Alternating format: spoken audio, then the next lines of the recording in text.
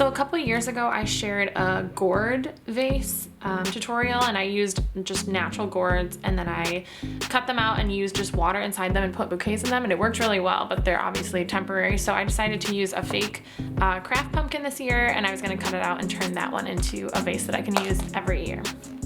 So I'm just gonna take a cup, I'm gonna trace it around the top, and then I'm going to cut that out using an X-Acto knife, and just to make sure that whatever you're going to use as your jar or vase inside will fit inside. So that's the plan.